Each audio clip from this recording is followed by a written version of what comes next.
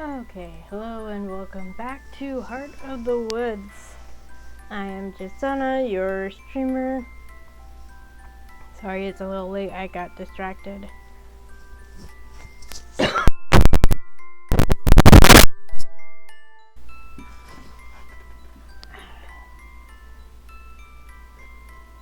I wish this cold would just go away.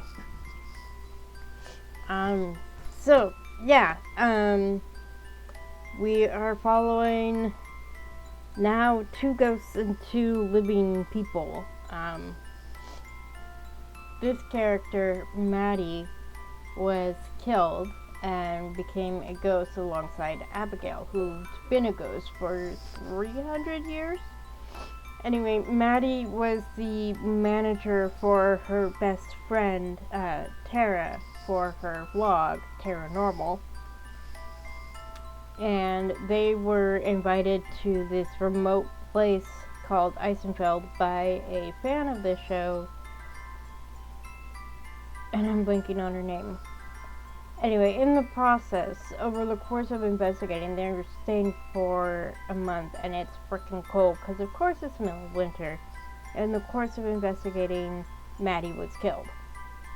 And Tara was really torn up about it. I mean, Maddie had told Tara that this would be her last, that she was quitting to pursue her own interests. And, of course, that's uncomfy, but now Maddie is completely gone, and Tara's really upset about it. So, now we're trying to figure out exactly what's going on. So we finally got to chapter 4. According to the gallery, there's at least 6 chapters and an epilogue.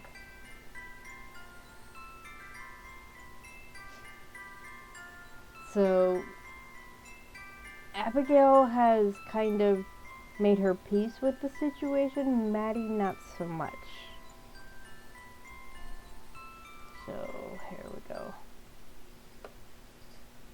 Another morning, nothing's changed. No progress, no hope. The only difference this morning is that Tara's still asleep. It's the first time I've woken up before her since we started sleeping together. Oh yeah, Maddie tried to communicate with Tara and the other chick, but didn't succeed. But Abigail indicated that it took a while for her to be able to project, or to even want to try to speak with someone still living.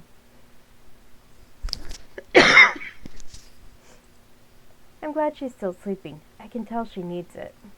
I slip out of bed and dress silently. My next move should be heading to the shop. Sticking to routine is what's kept Evelyn's off our backs. I don't think that apostrophe S needs to be there. For now.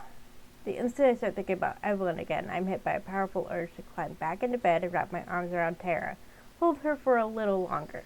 Yeah, Evelyn is the POV character's mother. Apparently she was replaced by this being, and she's the one responsible for Maddie's death. I don't. She needs to rest, and there's still some time before she leaves. Somehow, thinking about that makes me feel even worse. I try to push the thoughts away, but her voice does that for me. Oh shit, what time is it? She's sitting up in bed and rubbing at her eyes. She's still wearing her clothes from the night before, or at least the top half. But her sitting up doesn't mean she's actually awake. Morgan. It's still early. You can rest more. No, it's fine. I got this. I'm just going to go spend some time in the shop so nobody comes to check in on us later today. Get some sleep. I'll be back soon. You sure? I move back to the bed and kiss her forehead before lowering her onto her pillow. I'm sure. I'll wake you up when I'm back. Okay, cool. Thanks, babe. Thanks. Dead silence. I know what you meant.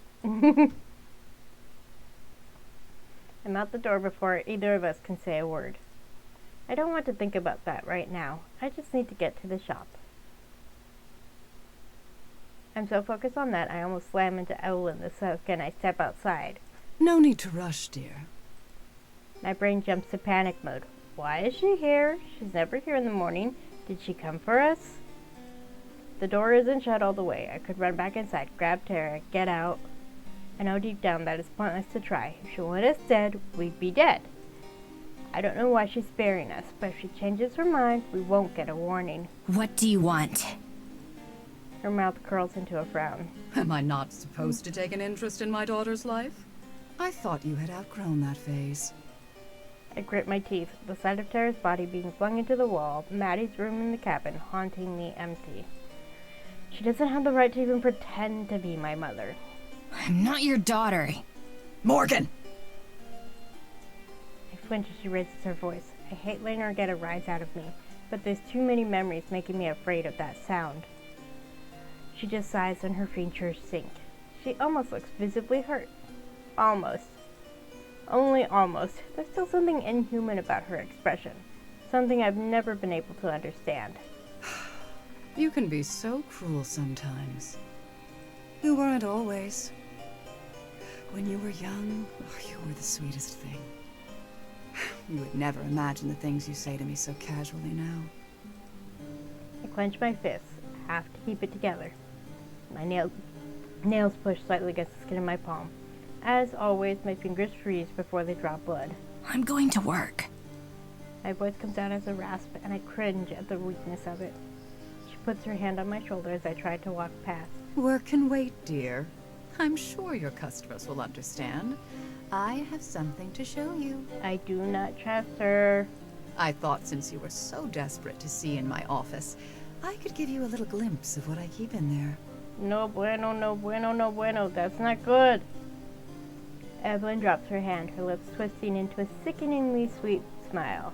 If you're not interested, however, I'm sure your American friend would be eager to join me. Yeah, that's the other thing. This is apparently somewhere in Europe. I'm not sure where. My blood freezes. But the name of the town is Eisenfeld, so that gives you some idea. Hang on.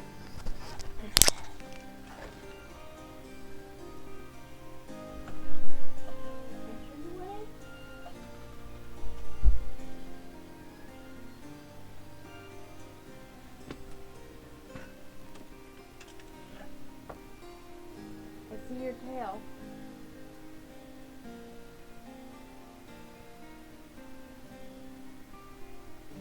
Hi. Are you gonna stay or are you gonna run out?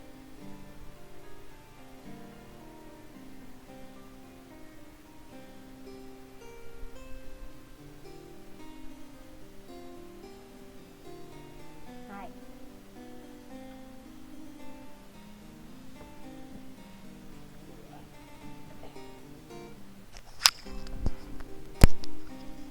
I have a cat in my lap, but he hasn't settled down.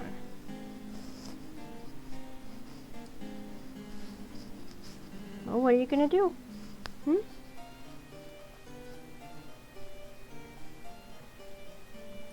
Hi, James. I'm not sure what my cat is gonna do.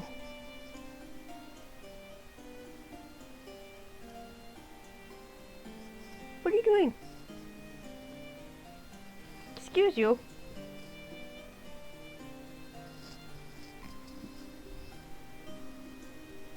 Well, do you want out?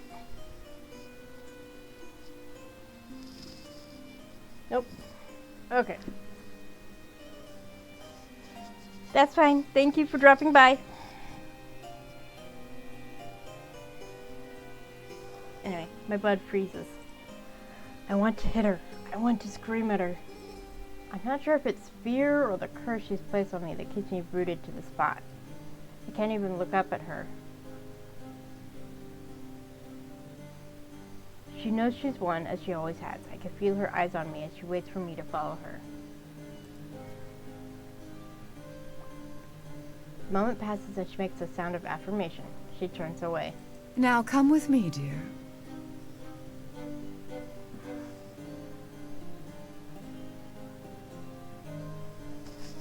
My cat's wandering.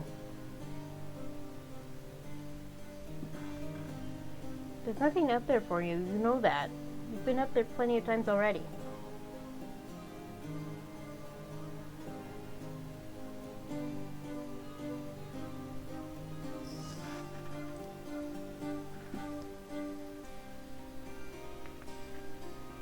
I figure out where we're heading after a couple minutes of walking. The forest. If she's taking me in there, then this could be it. Ah, here we are. I look back to the house for what I hope isn't the last time. What's going to happen if Tara wakes up and can't find me? What if she never sees me again? Tara. I mutter her name under my breath. Some dumb childish part of me hopes that she heard it somehow. It's better that she's not here, but I still wish she was. What was that, dear? Nothing. I ought to thank your friend. She's made motivating you so much easier. It's nice to see you caring about someone other than yourself for once. I'd almost think you were finally growing up, if you weren't so stubbornly holding on to your teenage rebelliousness. Okay, I'll be right back. I think my cat wants back out. Being very chugger today.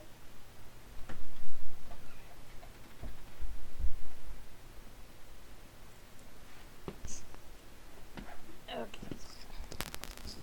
Alright. So my cat's gone again. But if I don't let him in, then he rattles the do not disturb sign I hang on my doorknob. I don't say anything. I keep my face blank. 1, 2, breathing. Yep, cat's doing cat things. She pays me no mind. This explains why Morgan has such a flat expression and demeanor and everything. It's a defense mechanism.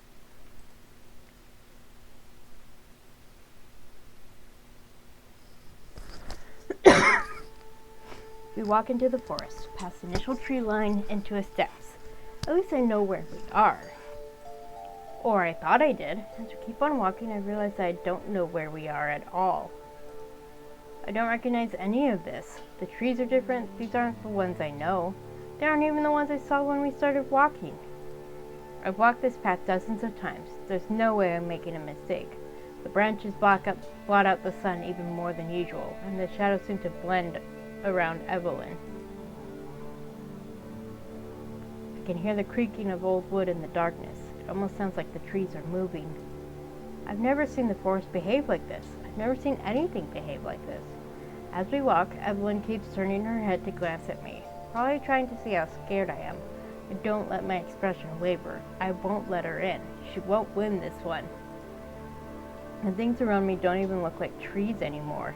They're too gnarled and rotten. They twist into shapes that should be impossible.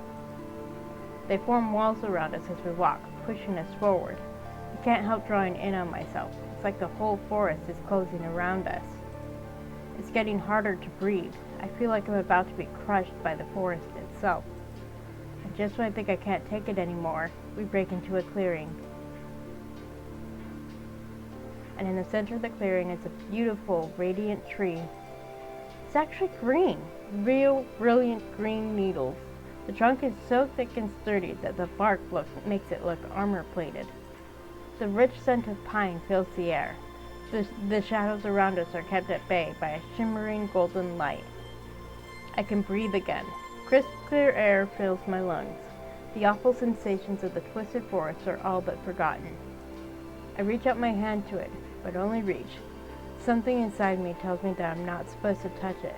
I'm not even supposed to be here. What is this? She ignores me. At least I think she does. I don't turn around to look at her. I'm too transfixed by the tree ahead of me. I don't know how long I stand there staring, but after some time, I notice the air around me change. My limbs begin to numb almost immediately.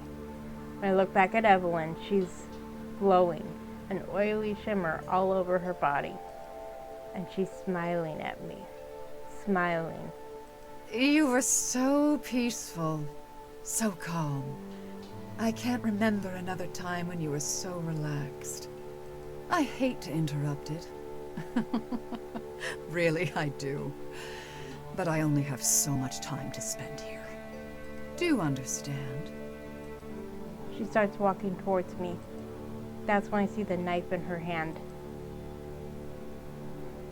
I try to open my mouth to speak. I try to move my feet away from her. I can't. Completely still, impulse crashes against nature. My heart hammers in my chest. Every muscle in my body is frozen. I can't even shake. This forest spirit. It's so young. As small as it is, the power within it is enough to melt the ice in this place, to draw you in. You love it so much, even though you'd only just met it moments ago. A rush of understanding fills me. The warmth, the peace in this place. A haven from the cold, and we are the intruders. I always knew you were part of this forest. Much more than any of the others. This confirms that. She grabs my hand and holds it up, examining my palm, running her fingers over its creases. This is like nothing she's ever seen before. I thought it would make you dangerous. It didn't. It made you weaker. She presses the blade to my hand. My mind screams at my body, desperately trying to get my muscles to respond. Your one chance at success, of escape. And you're weakened by it. She laughs to herself, like she knows a joke that I'm not in on. With a swift motion, she drags the knife against my palm. I stare in horror as blood trickles and pools from the open gash. Since you loved it so much, I wonder how it will feel for you to be the one to kill it. My strings are cut in that moment and I fall over. The rush of sensations rush over me all at once. The pain, the cold. I scream out, clutching my palm. I turn and try to crawl immediately, my instincts shouting at me as I fall to my knees over and over. Get up! Run! Run! But it's too late. Evelyn grabs my wrist so hard I feel like the bones are about to break, and she swings me around and presses my bloody palm into the forest spirit. But before I can rip my hand away, I feel a voice bursting forth from within.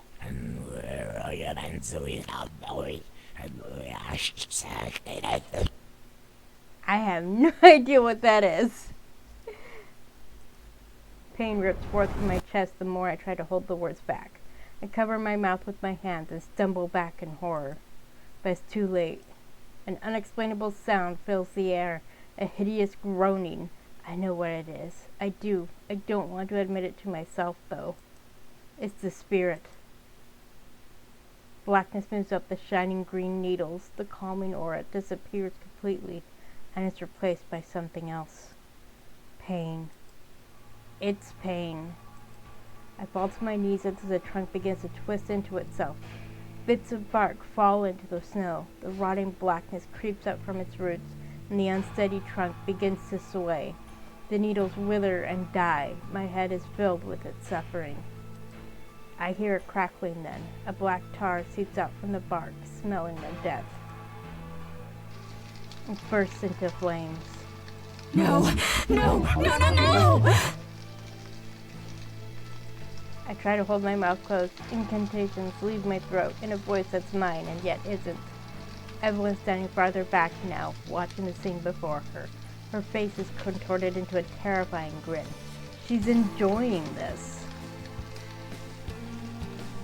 The crackling grows louder. My breath catches in my chest, and out of the corner of my eye, I see Evelyn, hand outstretched. No! Evelyn, don't! Stop! With a crack louder than thunder, the spirit's trunk splits in two. A beat of silence follows. And then I hear the screams. It comes from all around me, something crying out within the woods, a shrieking, earth-shattering wail. My heart breaks. It's not something in the forest, it is the forest. Somehow, the trees around me are screaming in pain. I'm screaming now. I can barely hear myself through the shrieking vortex around me. I can't look. I bow my head, still screaming as the fire burns. Even the fire feels wrong. It's cold, freezing. Fire blooms around the tree, shooting high above the tree line. In one giant, blinding burst, the tree is gone. All that's left is a circle of scorched earth. The burn is more intense than anything I've ever seen. It looks like it stretches down forever. Somewhere in my heart, I know nothing will ever grow here again.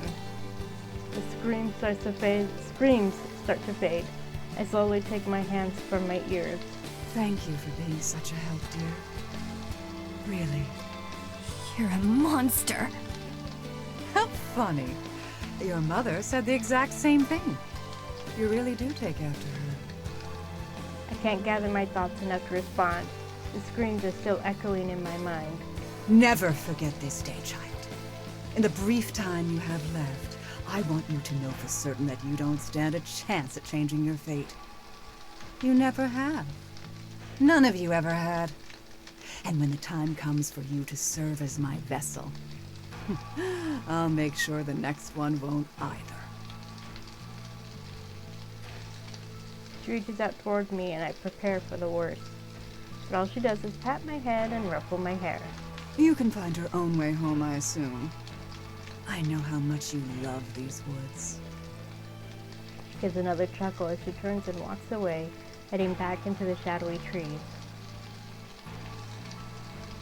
She disappears into the darkness. All that's left is me and the disgusting burnt circle. My mind is blank, numb with shock. Quietly, slowly, one thought begins to take form. Oh, I actually get a choice. Okay. Again, another choice. This one. She tried to break me for years, over and over again. I've never let her, and I'm not going to let her do it now. I don't care how powerful she is. I don't care what she did to Maddie. She's going to pay, and Tara and I are going to make sure of it. We'll destroy her, once and for all. We'll leave this place behind for good, together. And nothing's going to stop us.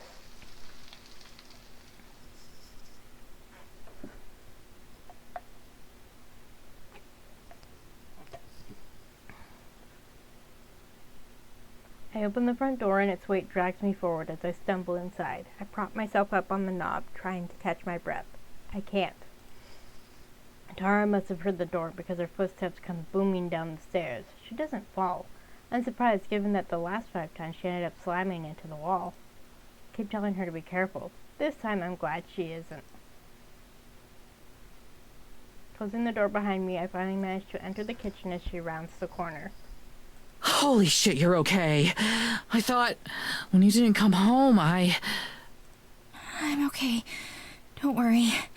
It wasn't anything. Morgan! I can't seem to finish my sentence. My head is swimming. I stumble again, ready to collapse to the floor. Let's go upstairs. You need some rest. Come on. Her voice is warm, quiet, and reassuring. I can't believe it belongs to the same girl that spends her days yelling about the Loch Ness Monster. But it's what I need right now. Thank you, Tara. Hey, that's what I'm here for. We're the dream team, remember? She flashes me a now very familiar wide-mouthed goofy grin. I can tell she's trying to distract me from the fear and worry I can see in her eyes. She's never been hard to read, but by now she's an open book. At least she's trying. That counts. Come on, let's get up there. Tara holds my arm to steady me as we go up the stairs. I hate being like this. I'm not supposed to be weak. I can't be weak. I ignore the shaking in my legs and force myself to stand on my own. Even if I'm just walking to the bed to sit down, it helps. You just sit here for a minute and relax, okay? I'll go make some coffee or something. I thought you didn't even know how to make coffee. That's where the or something comes in. It takes me a second to realize that I'm laughing. Everything's gone wrong, but I'm laughing. Every time I start to lose hope, she makes me laugh. She's fine again. It's genuine this time. I guess I'll take the risk. Thank you, Tara. I'm not good with words. I want to kiss her, to thank her genuinely. It's not the right time. I kiss her cheek instead. She doesn't say anything, just turns and heads for the kitchen. Maybe that was a mistake, but I don't think it was.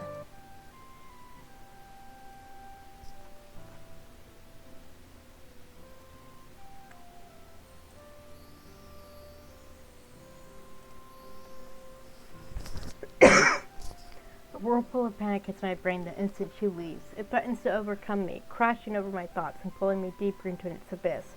My breathing runs ragged. I close my eyes, counting to 100 as I've done so many times before, but it's not enough. The forest. Maddie. Evelyn. Tara. I try to raise my head above the water. I can't do this. After everything, with Maddie, with Evelyn, Tara should not have to deal with my problems too. Neither of us has time to deal with all the feelings I know we're not talking about. If I'm a bigger part of the picture than Maddie, I know what that's going to lead to. I'll hold it in. I'll be fine. No, you won't. I shake my head. It's so much harder to lie to myself than it used to be. Those heavy footsteps saved me from the mess in my head. Tara slips back into the room with 2 mugs of what I think is supposed to be coffee. The smell of coffee always makes me feel calm. Right now it just makes me feel sick. Here we go.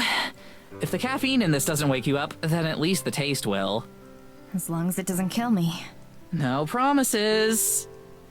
I bring the mug to my lips and taste it carefully. It's not bad, or I'm just desperate. Either way, I keep drinking it. So, what happened out there? Did she hurt you? Not really. She just went on about how I can't do anything to her. It wasn't anything serious. Morgan. Bullshit. I want to tell her to not to worry, but I can't. Evelyn's laughter roused around in my head the second I opened my mouth.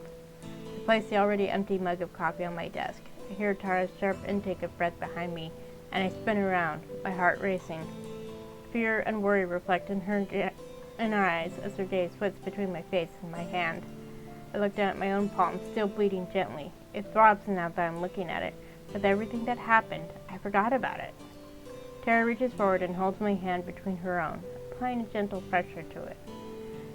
Just for the record, a slice on your palm, that's gonna hurt. There's a lot of nerve endings there. Her concern is more than I can handle. I can't lie to her. I'm sorry, Tara. We've already got so much to worry about. I didn't want to give you more. I want to look out for you, Morgan. I can take it. The two of us sit silently for what feels like an eternity. Every sentence I try to form falls apart the moment I open my mouth. The screaming echoes in my head. But eventually, I do it. And then I couldn't stop. I was killing it. Tara rubs my hand, staying quiet as I continue talking. I feel my eyes stinging the more I speak, but I have to hold it together. It was burning. It was burning and dying. It was like the entire forest felt it. I couldn't stop the magic no matter what I did. And after everything was said and done, Evelyn, she... I feel a tightness in my chest. I've never spoken like this before, to anyone, not even to Galadora. Galadora? I forget which one it is. She told me my real mother was just like me. I can't bring myself to continue. Voicing the implications out loud would make them more real than they already are. My real mother is gone, and whatever similarities we bore mean nothing now. All that matters is that she lost. Shit, Morgan, The stinging's getting worse. She probably doesn't know how much we know. If she's trying to scare you, that means she's really scared of us. Gotta do something to steel yourself. Her pulling weird shit in the forest isn't gonna change anything. She can't understand. How do I tell her about the screams of the forest? That black fire. The trees were... I cut myself off. What am I doing? I already told myself I was going to let this get to me, and here I am, already about to lose it. I have to keep it together. You're right. Sorry. I shouldn't have made such a big deal out of it.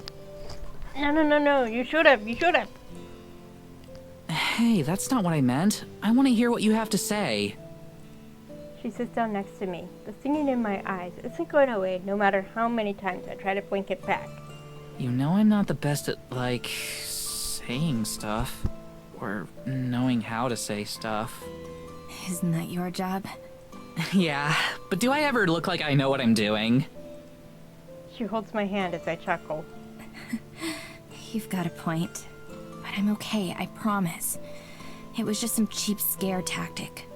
I wouldn't let something like that beat me. Like you said, this is just a sign that we're on the right track. Just because everyone else before us failed, that doesn't mean that... Morgan. Huh? You're crying. What? No, I'm not. Yes, you are. Inch by inch, I reach up and touch my cheek. It's wet. I can't be crying. My eyes are still stinging. I've been holding it back. Both can happen. Personal experience. That's all I'm saying. It's okay. You can cry. I told you, I'm not... My voice cuts off as I let out a choked sob. I'm not... Tears roll down my face for the first time in years. Each one burns my skin like a tiny, painful reminder of how pathetic I'm being. I desperately try to wipe the tears away, even though I know it's pointless. They just keep coming. I squeeze my eyes shut instead and hope that it will somehow force the tears back in. Nope. And then once again, I feel Tara's arms around me. She squeezes me so hard that I start thinking she's trying to wring the tears out of me. Let it out. You know I've got you. I let it out. I throw my arms around her and rest my head against my shoulder? I think that's supposed to be her shoulder. All I can do is hope that the fabric, muffles my sobs. She rubs my back slowly and presses her lips to my forehead. I already feel like I'm burning inside, but her warmth is different. Soothing.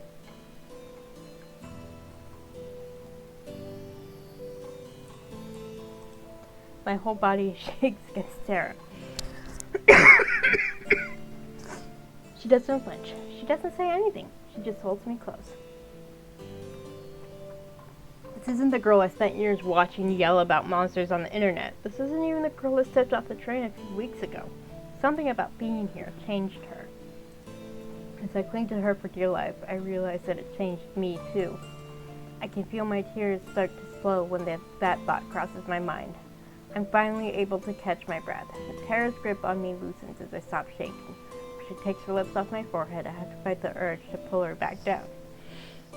Yeah, you have a support now. You're not by yourself.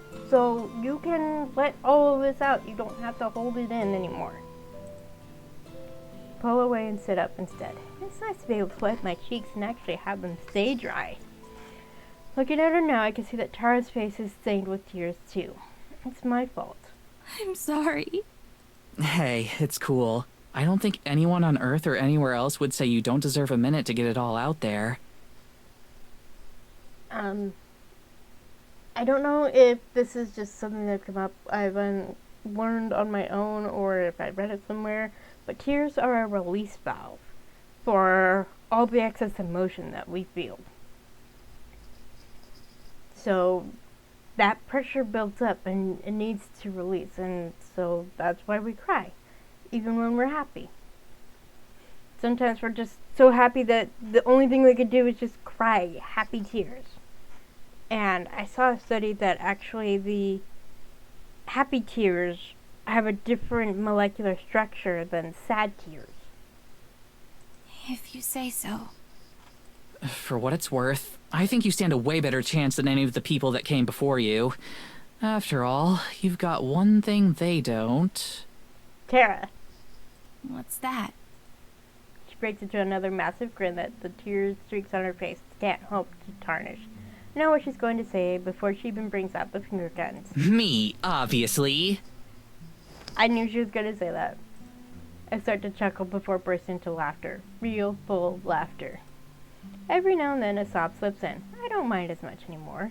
As always, she knew how to make me feel better. My incredibly humble savior.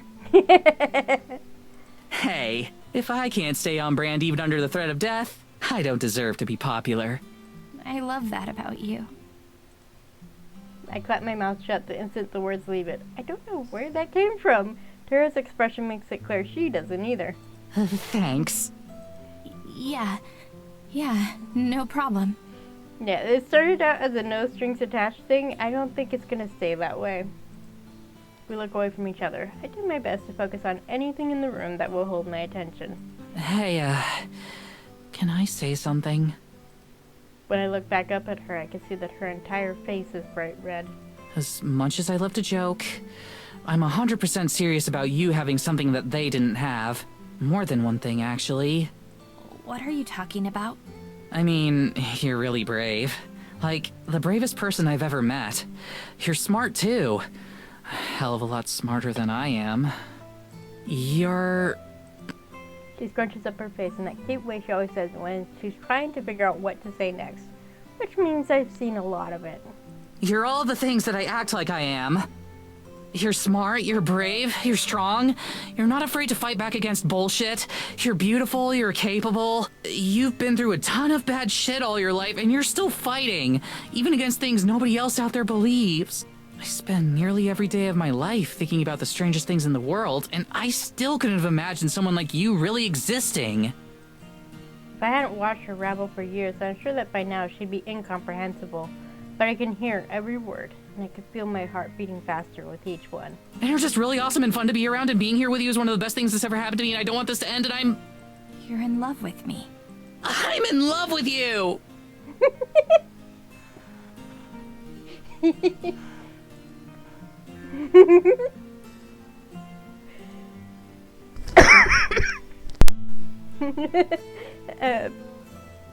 Wait, did I just... And she... We both sit in stunned silence. I try to tell myself I don't know where that came from. Another lie. I've known for a while now, just like I know that I... Look, I'm really sorry. I know we agreed from the start that we wouldn't catch feelings. I swear I've never had this happen before. She's a mess. But she's a mess I'm in love with. Aww. I get if you're upset, and I'm sorry for bringing this up now while we've still got this other shit going on. And when this is over, I can just leave, and I won't make a big deal about any of it, and we can just go back to living our own separate lives. Grab her cheeks and pull her face toward mine before she even realizes I've moved. Bring her lips together hard and kiss her in a way I never have before. I don't know how to describe it. I just know it's something new. We've kissed plenty of times, but this isn't like any of those. It isn't like any kiss I've ever had with anyone. It's healing. It's grounding. It's incredible. It only takes a second before she kisses back hard. She grabs me again, and I can feel her hands move along the length of my body. It's like she's looking for handholds. I realize in the back of my mind that this is the first time we've had a kiss this deep without one of us putting their tongue in the other one's mouth. I'd laugh if I didn't have more important things to do with my mouth. We do have to stop for breath eventually. All we do is blow hot air into each other's faces for a split second before coming back together.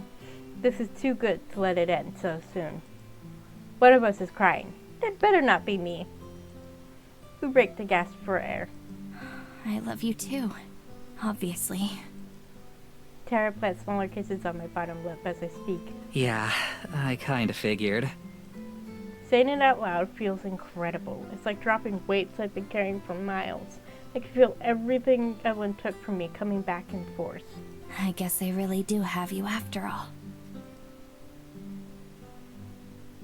With an air of finality, we break apart but remain close. Tara presses her forehead to mine and nuzzles my nose. I'm not going to let her hurt you. I promise. I know.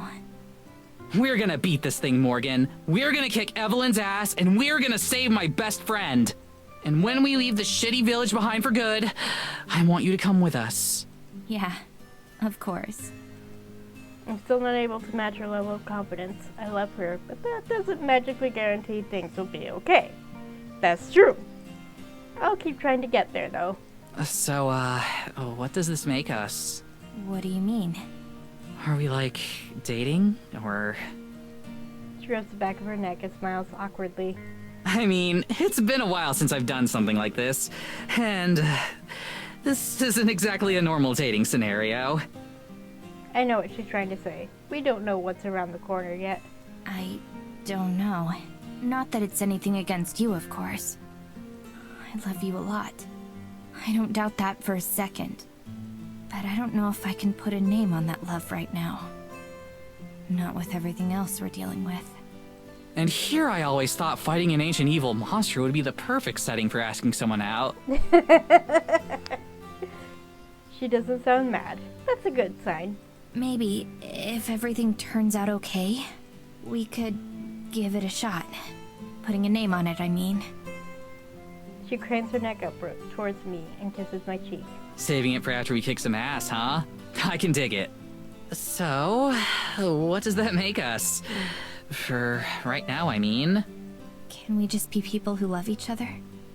Stay friends the way we are right now, but in love. Yeah, I think I can do that. I do have one question, though. Shoot. Can we kiss more often now? That works for me. I already know she's about to kiss me, but I beat her there. My lips meet hers on the way up. Her squeak of surprise melts away as we hold each other. I'm still afraid. I'm still uncertain. But this helps. She helps. Thank you, Tara, for everything. Switching back to Maddie.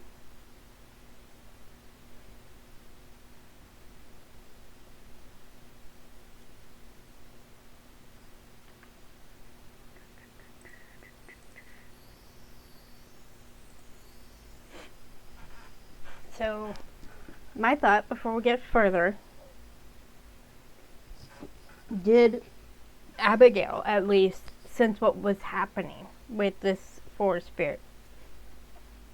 I don't think it's that big one that Abigail introduced Maddie to that they saw before.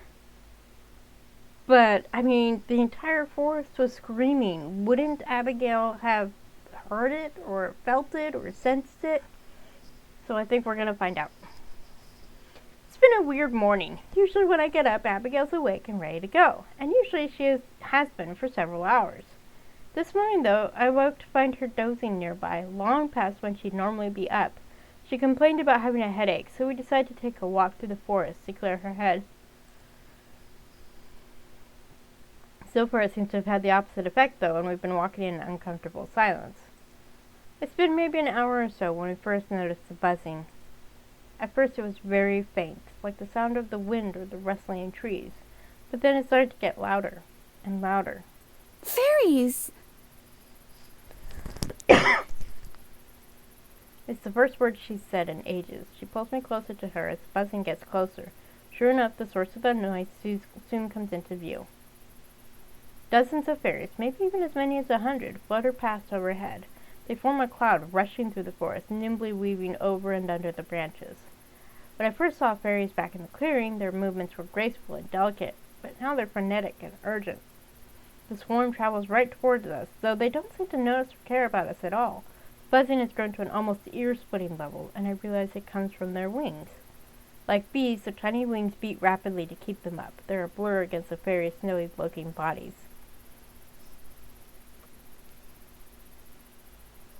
Okay, so I don't know if you've noticed, but I've had the game indicate when the music changes or sound effects happen.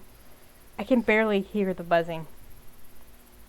Suddenly, several of the fairies split off from the rest and dive towards us. I fling up my hands to protect myself, but they come to a halt overhead. This is my first chance to get a good look at them. Their bodies are smooth and pale blue with a whitish tinge. Their eyes are beady and small, looking more like tiny flecks of obsidian than anything with sight. At first it looks like they're wearing gowns, but then I realized that what looks like clothes are parts of their bodies. Colorful plumage helps make each fairy distinct from one another. Rather than legs, their bodies taper off into a point, like little ballerinas. Like snowflakes, no two look the same. There we go. That's what she means. Okay. Because the text box made it hard to see the points. They're pretty. I like it. Of course, they're also my favorite shade of blue, too. One of them turns a somersault while the others hover anxiously. Our queen! Is that you? Have you returned? Their voices are all identical, squeaky and raspy, yet impressively loud despite their tiny size. It takes a second for me to realize that they're addressing me. I'm sorry. I'm not your queen. I'm just an ordinary human. A human? Ordinary? Don't think so. They crowd in a little bit closer, their fingers grabbing the empty air as if to pick me up and carry me away. I take a step backwards, with Abigail still holding tight to my arm, but the fairies just creep in even closer, their wings beat hummingbird fast, distractingly loud. Yeah, that's why hummingbirds are called hummingbirds, because their wings do the same thing. It's just since their wings are bigger, the sound they make is lower than bees.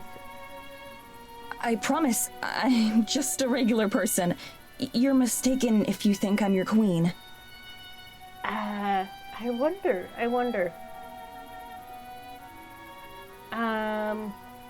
Maybe the cat, Gilladora, is actually their queen? Just a thought. Or maybe Maddie really is their queen and doesn't know that. A mistake? Have you seen her? We've been looking. We haven't seen her. We haven't seen anything like her. I like that they all have kind of the same pose. I have no idea what a fairy queen looks like, but I'm sure I haven't seen anything that fits the description. Okay. I am just throwing this out there. I'm thinking Gilladora the cat is their queen, and that Evelyn trapped her in that cat body. How long has she been missing?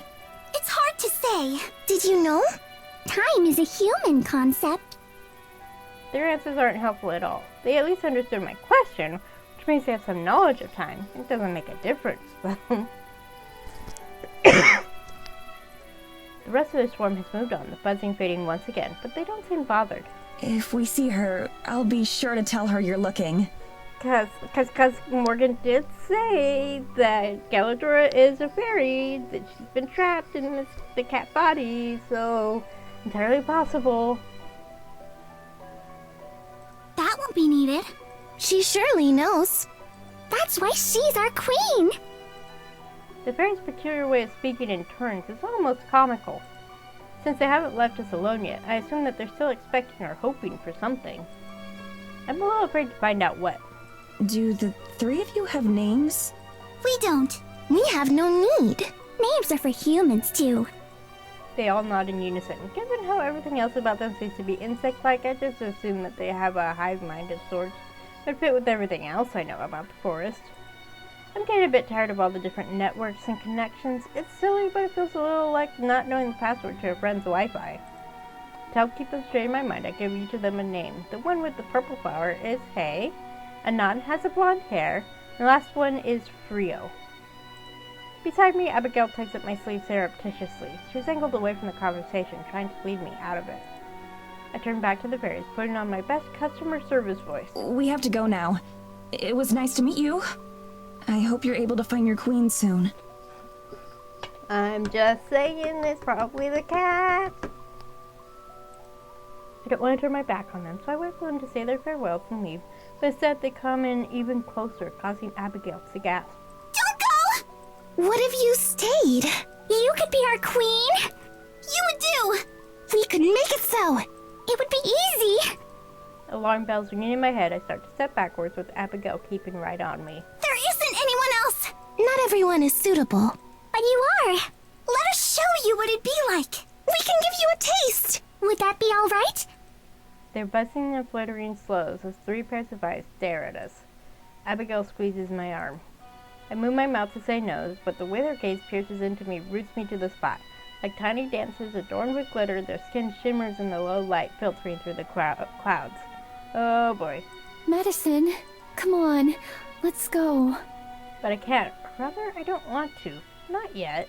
What if they know something useful, Abigail? We know lots of things. Secret things, clever things. We can know you, too. They're pests. Their buzzing is a little too loud and their voice a little too shrill, but... You don't belong here. We can tell. But wouldn't you like to belong? They creep a little bit closer in synchronized motion. They're close enough now that I could reach out and grab one if I wanted to, or slap them away. I don't, though. Place to belong. Could they really offer that? What exactly do you mean? I can feel Abigail's grip tighten around my coat, but she doesn't say anything. Sensing an opening, the fairies circle dizzily around our heads. The forest doesn't reject you. But it doesn't accept you either. We could change that, though. Whatever it is you want! Whatever you're searching for, if you help us. Would you like that? With a jolt, I turn to face Abigail. I'm sure she knows what I'm thinking. Whatever I want, there's only one thing. Freedom. Abigail stares back at me for a moment, then presses herself against me. Looking up at the fairies, I nod. Okay. Just a taste. Excited, they dive downwards until they're level with my face. Abigail cringes, but doesn't let go. As one, the fairies close in, placing their hands on my face like they're checking my temperature. Their hands are frigid, painfully so. It's amplified by the fact that I haven't felt cold in days. My hands jerk upwards out of instinct, ready to pry them away, but I don't.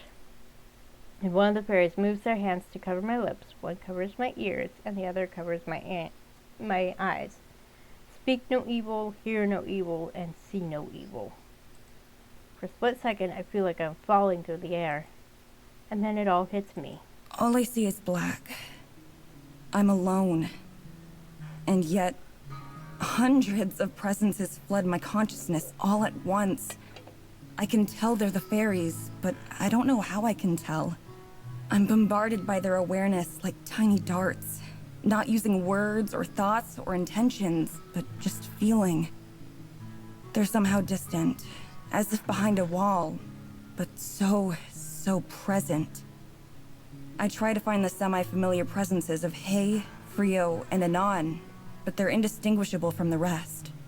There's no individuality, no sense of identity at all. They're just the fairies as a whole.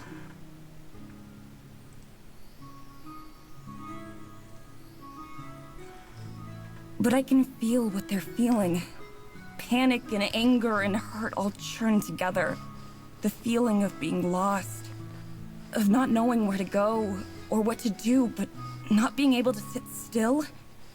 Though I can't tie it to any particular memory or event, the feeling hits me so strongly, so undiluted that I think I might cry.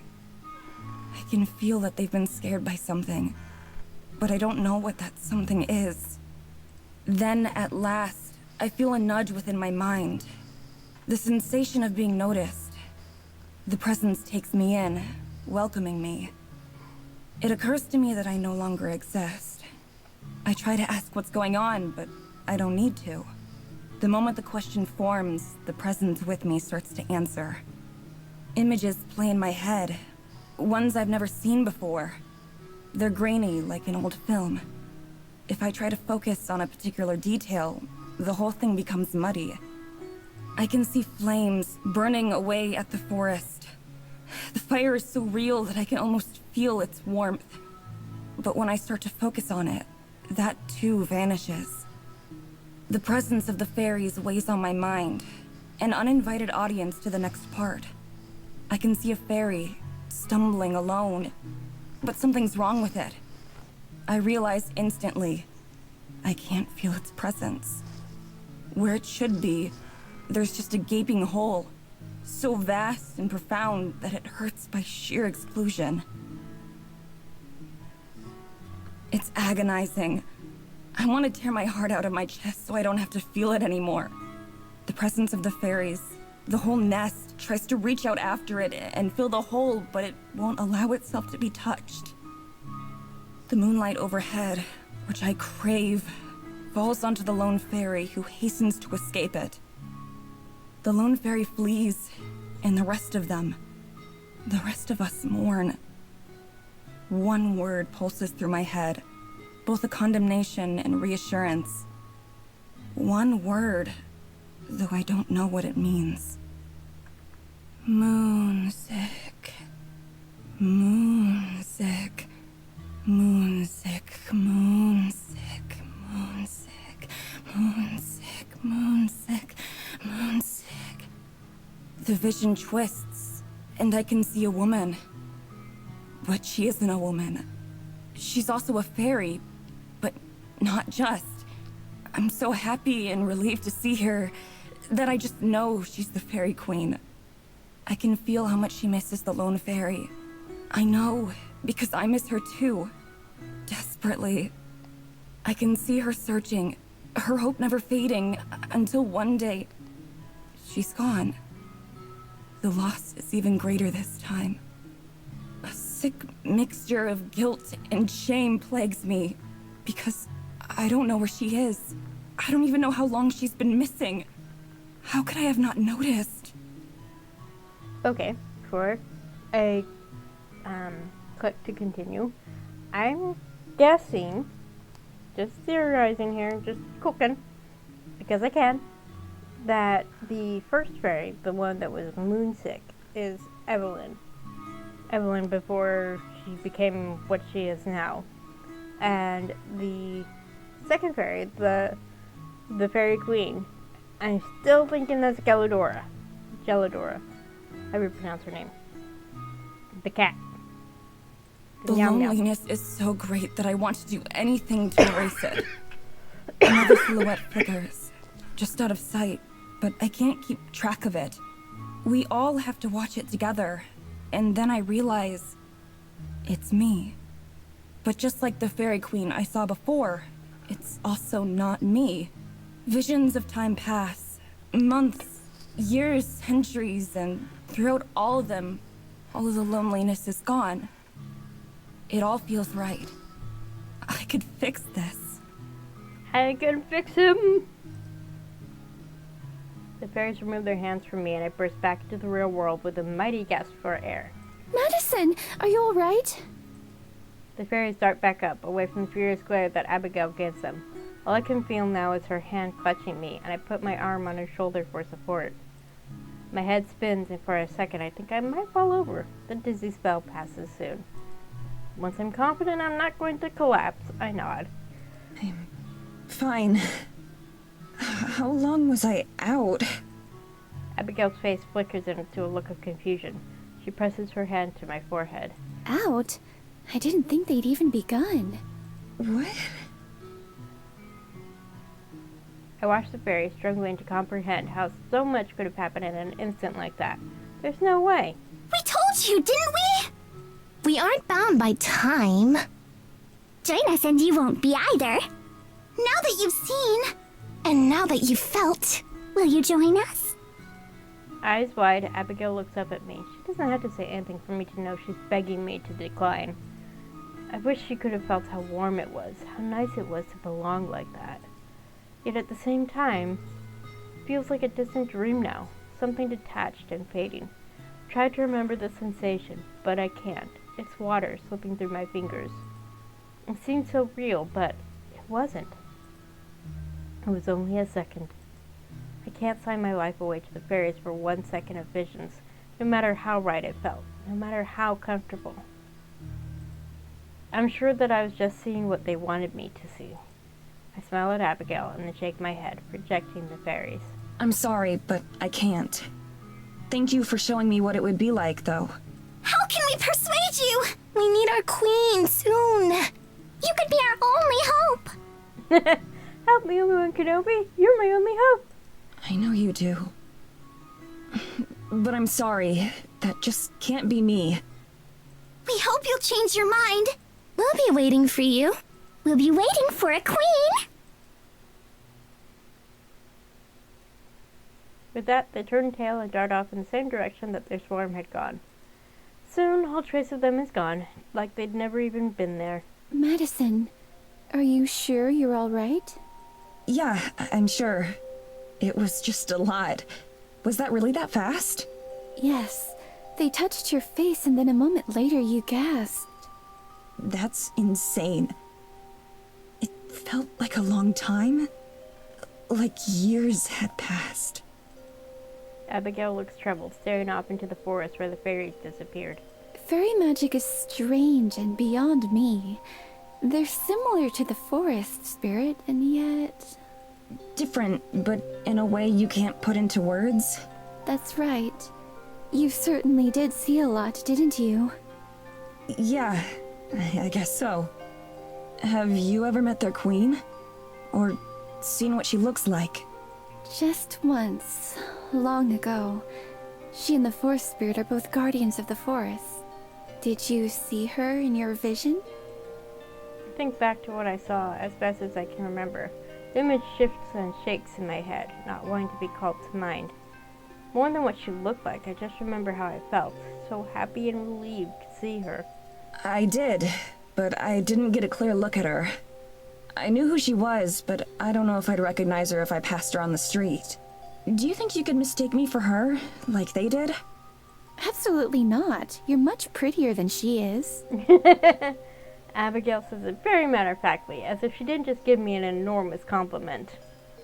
And she carries on like it, too. Be still, my beating heart.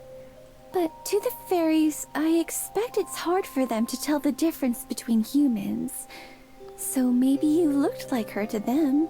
I wonder how long the Queen's been gone. It seems like they'd been coping just fine without her, until something happened to scare them. Something like what? Something hot and bright, something burning, something that hurt to think about. I don't know. I think it had to do with fire, maybe? So much of what I saw felt real, but most of it wasn't. Fire. Worry creases her face. What's wrong? Did you remember something? No. It was just a thought. Rather than elaborate, she fidgets with her hands. I don't push the subject. Maybe that's enough fresh air for today. We can head back to the church. All right. I'm pretty sure I detect a hint of relief in her voice. For the first time, I lead the way home. At least I hope it's the way. I'm reasonably confident. At my side, Abigail remains quiet and lost in her thoughts. With one hand, she clings limply to my sleeve, trusting my navigation.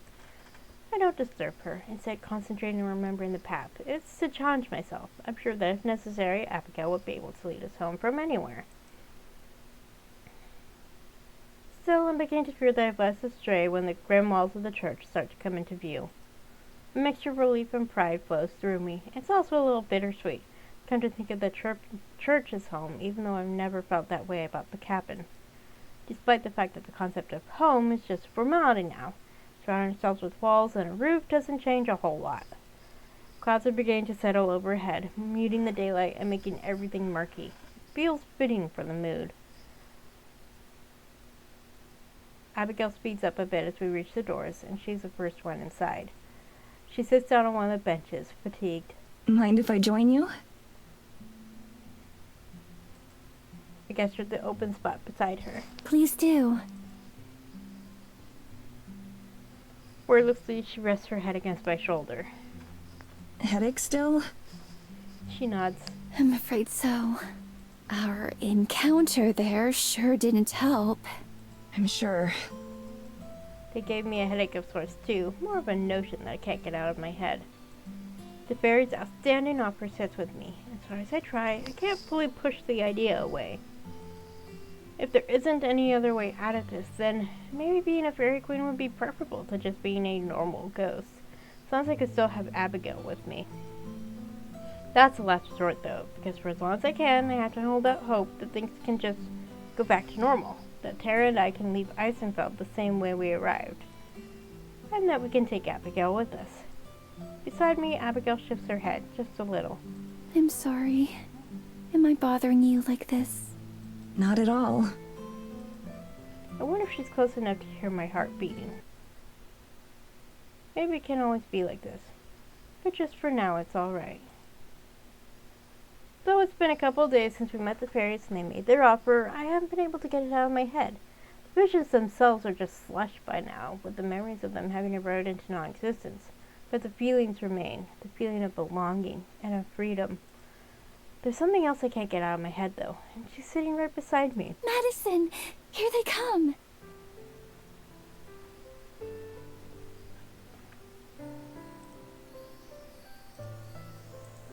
Sure enough, a mother deer and her fawn come traipsing out of the bushes, no doubt on their way to get a drink.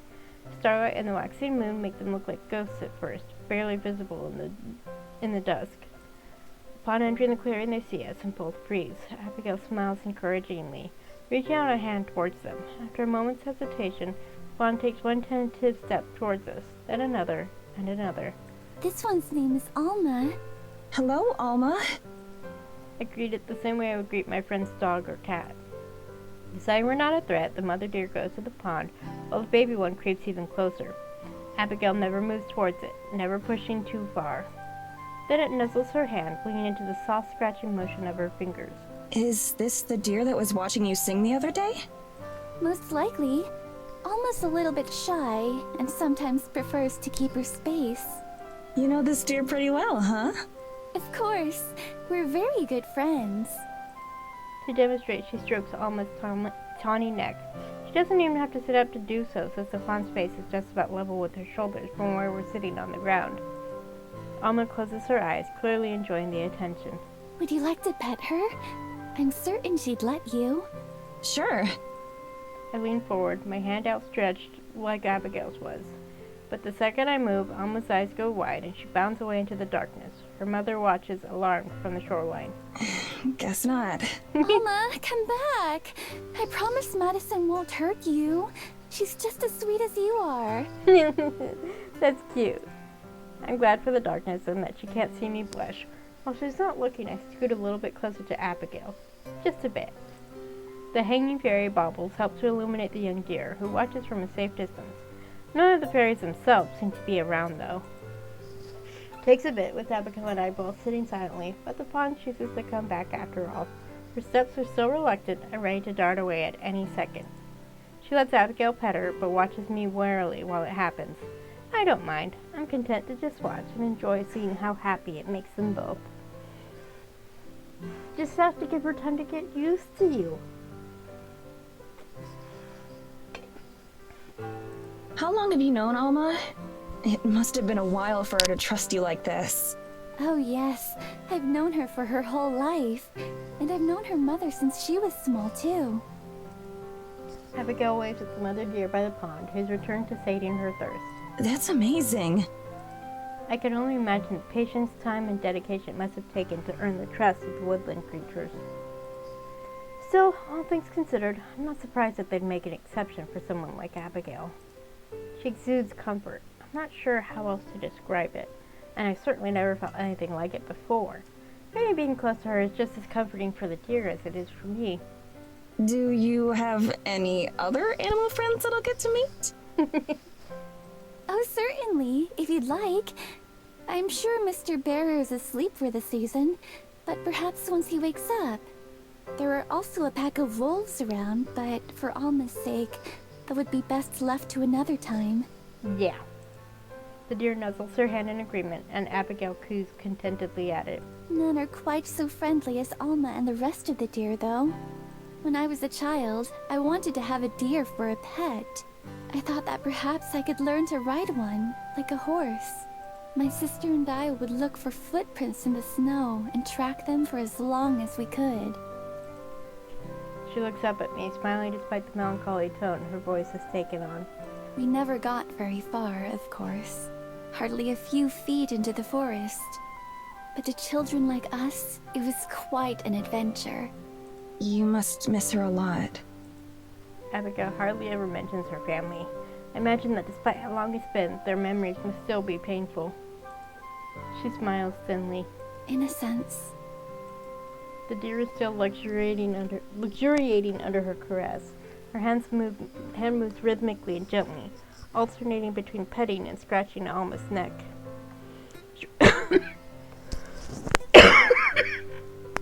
Excuse me. She relaxes a little, resting against my side, but continuing to pet the deer. More than anything, I think I miss the days of wonder and awe, back when the forest and all of its creatures were still a mystery. Sometimes I wish it could be like that again, that it could be unknown. I hear that.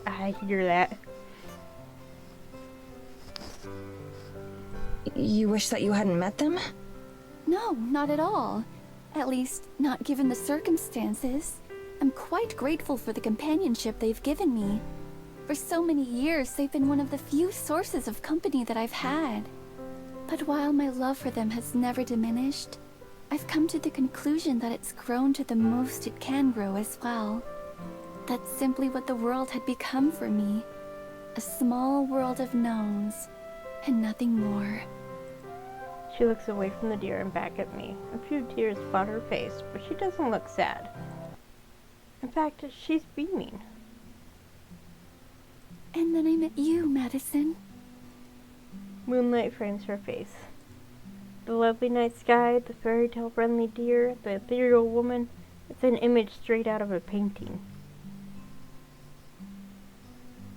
Let's just enjoy the image for a few moments here. Just lovely artwork. And both the sprite and the background. You were my first unknown in countless years. The first soul I could speak with that I didn't yet understand. And what a wonderful unknown you turned out to be. I'm frozen again. I've never had anyone say anything that sweet to me. How am I supposed to respond to something like that? Right? I try to calm my heart as it hammers in my chest. Looking at her soft expression only serves to accelerate its rhythm.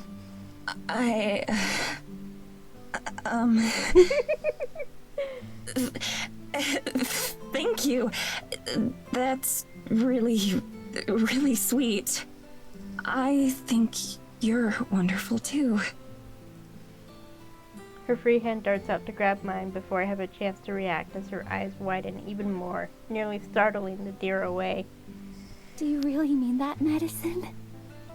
I really do. You're an incredible person. I can't imagine having to go through what you've been through without losing any sort of capacity for joy. Here you are, still so full of energy and positivity. Are they actually going to do anything? Is something gonna happen? I hope that I can maintain that sort of optimism.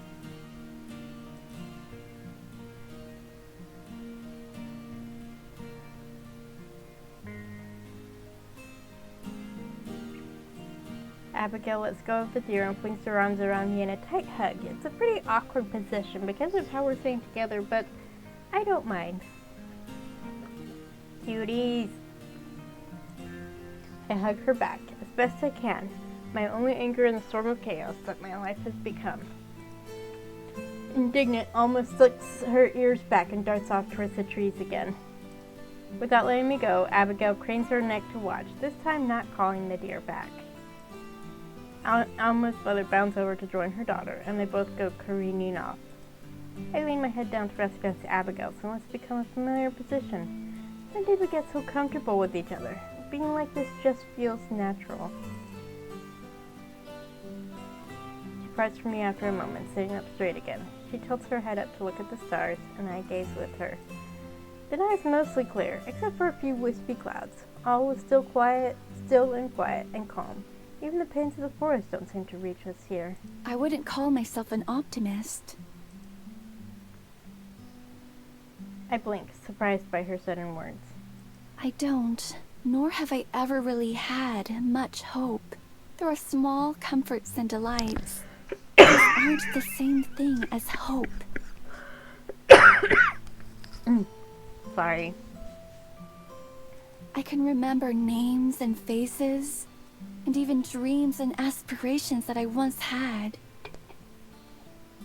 But do you know what the most curious part of it is? She glances at me and I notice tears in her eyes.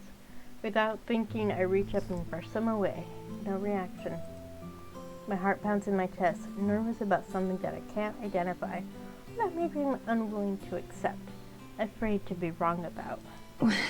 What is it? I can't remember how it felt for those dreams to be within reach. Even with my meager, lonely existence, there was still a chance.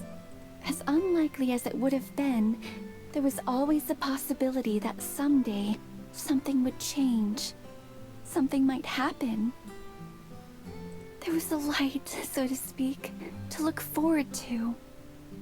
And the day that I died, that light went out. Oof. More tears, replacing the ones that I wiped away, sparkle in her eyes. I moved to repeat the motion from before, but this time she stops my hands, holding them in her own between us. I never gave thought to what this unlife might be keeping me from. Not from the life I left behind, but whatever it is I would have been met with had I lived to the end of my days. For a long time, I considered myself lucky that I was free from hurt and pain and worry and loss. Even if they were predictable and boring, my years here in the forest haven't been unpleasant. But I've never been optimistic. I've never had anything to look forward to. Never in my wildest dreams did I imagine meeting someone as perfect as you. Never did I imagine that I would be happy again.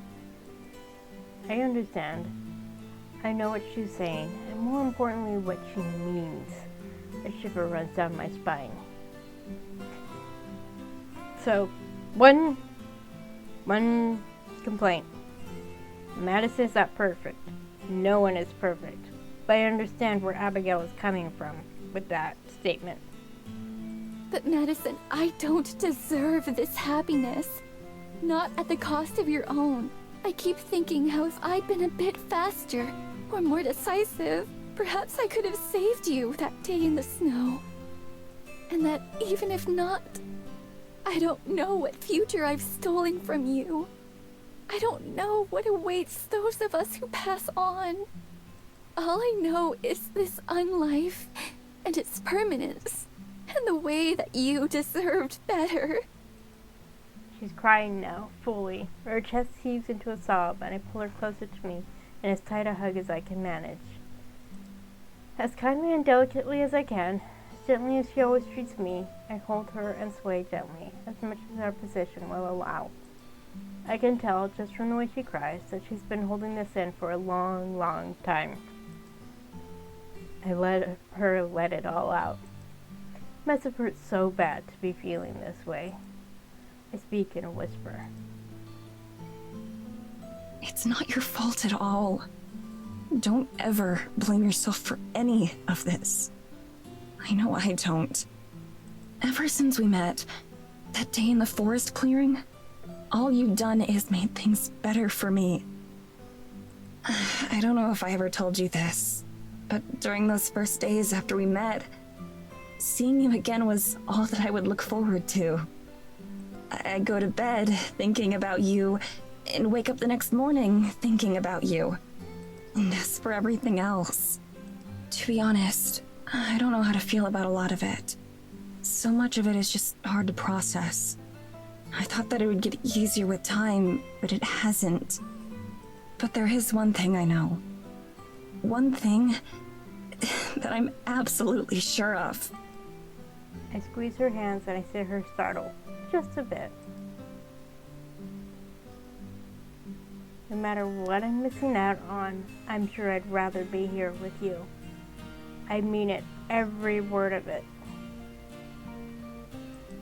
I've never really put too much thought into an afterlife or anything like that, but any time spent here with Abigail is time well spent. And if that means eternity, then, well, so be it. Beside me, Abigail gazes into my eyes wondrously. Her lips move as she searches for the words she wants to say. Madison. She shifts so that the starlight caresses her face, perfect and yet not nearly as luminous as she is. May I kiss you? For once in my life, I don't overthink it. Yes. Her eyelids flutter and close. Her breathing trembles, then steadies. I empty my head of any other thoughts. And I press my lips to hers. Yay! Yay! So soft and so warm, as delicate as the fresh fallen snow, as sweet as cotton candy. Her form shivers against me, and I place an arm around her for support and for comfort, mutually. I can feel her getting more confident and more relaxed as 200 years of loneliness are melted away one by one, and we're left as just two souls sharing a first kiss under the night sky. It feels so right that after we've both been through so much sadness and loss, that we're now able to share this moment of joy. Not just share it, but to be able to offer it to each other. It's our light at the end of the tunnel. When we finally part, my lips still feel electrified. She regards me with a coy expression, but a happy one. That was even more wonderful than the many times I had imagined it. I hope it was worth the wait. I'd wait another 200 years if it was the only way I'd get to kiss you again. I hope it's not another 200 years. I promise. You won't have to. To prove it, I lean forward and give her another quick peck on the lips. Abigail leans against my side yet again. We've done this several times before, but it's never felt like this. It's never felt this right. Everything feels a little bit brighter now.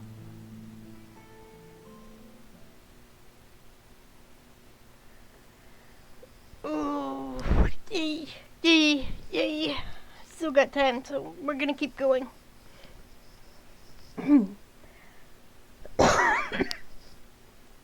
Okay, but gonna save just cause you never know.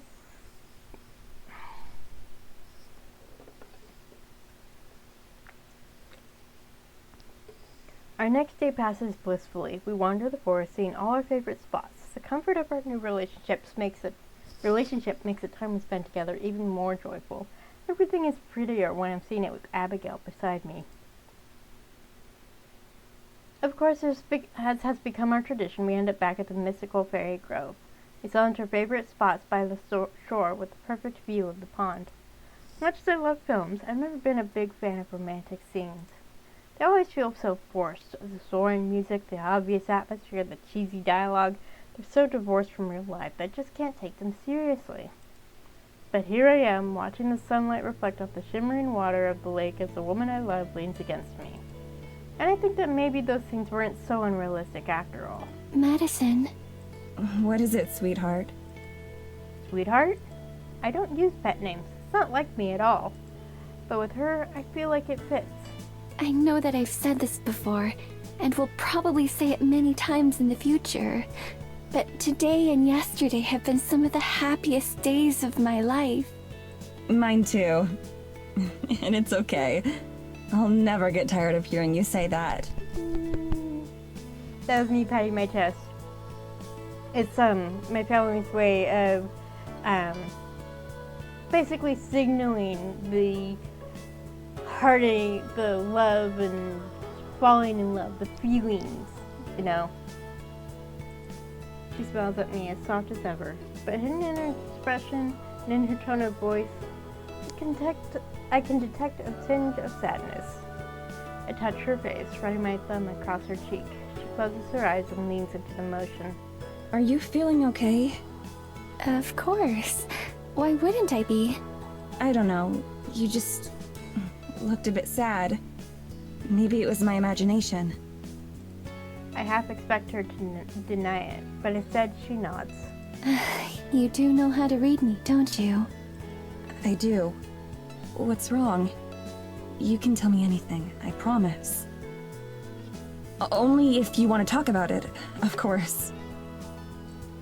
She pushes closer to me in response, resting her head against my chest. This day is so lovely. I don't want to say anything that could spoil it. You don't have to worry about that, Abigail. I love you, and that means I want to be here for you no matter what. We're going to have plenty of wonderful evenings. I promise. And being open with each other is the best way to make sure they stay wonderful. Communication. This is unlike me too. Usually on the first day of a relationship, I'm still a bumbling bag of nerves. What if I say the wrong thing? What if I move too fast or too slow? But it's different with Abigail. That fear isn't there. I can't quite explain why.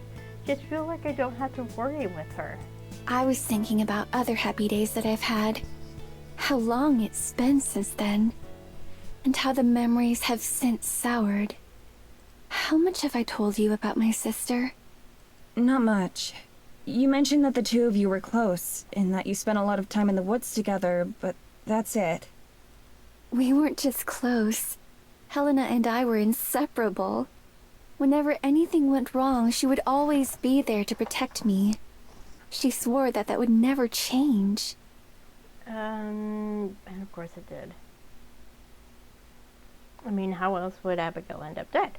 But fate had other plans for the two of us. Dun dun dun. She trails off. Every other time she's mentioned her sister, it's only in passing. Her story last night about tracking deer is the only solid detail I have about her. At first, I expect her to stay quiet, like before, but instead, she keeps talking. For as long as it's existed, Eisenfeld has had a curse, you could call it. A terrible monster who would destroy the village if given the chance. To appease its terrible rage, we would offer a sacrifice to it. Every generation, a new offering would be chosen. But it didn't just want flesh. The head priest would take the sacrifice into the forest to be offered to the horrible spirit. The sacrifice's soul and the head priest's body would both be consumed. How lovely. Then, the new head priest would emerge, having taken the form of the poor sacrificed victim. It was a painful reminder of those we had lost. Dun dun dun. Oh boy. When I found out that it would be a member of my family who was to be taken and given over, I wasn't shocked. There was only one thing that I cared about. That it wouldn't be my beloved Helena who was harmed. Oh boy. Her voice wavers before she falls silent. Before I can tell her that she's said enough, she speaks again. Each word shakes as it leaves her mouth. I couldn't forget the joyous days of our childhood. I couldn't let such a kind soul suffer such a horrible fate. So, when the time came, I offered myself. I volunteered to die so that Helena could live. Oh. And in that very moment, when our fates were sealed, I looked at them, at Helena. And do you know what I saw? I'm almost afraid. Captivated by her tragic story, I can't even answer. I don't move my head or my lips. Relief. I was afraid that would be the answer. Not once did she try to stop me or change my mind. Not that I would have let her, but I don't think she even thanked me. My parents cried, of course, but they didn't argue either. Neither of them stepped forward to take my place. No one did. Ouch. While I'm sure my sacrifice was appreciated, I was quickly discarded without even a token effort or gesture of appreciation. Oh dear, no wonder she hasn't talked about it before. My sister, who had sworn to always protect me, had no difficulty accepting the fact that I would die for her. What? She just gave you away? Just like that? If death looms over you for long enough, it corrupts everything. Even love. It didn't corrupt you. Perhaps. Though I believe that that's why I'm still here today. What do you mean? The first step of the ritual involves separating the sacrifice's body from its soul. From what she told me, as she did it, those poor victims usually try to resist, begging for someone else to be taken. And when their souls are ripped away, they're too damaged to carry on. I didn't resist. I went peacefully.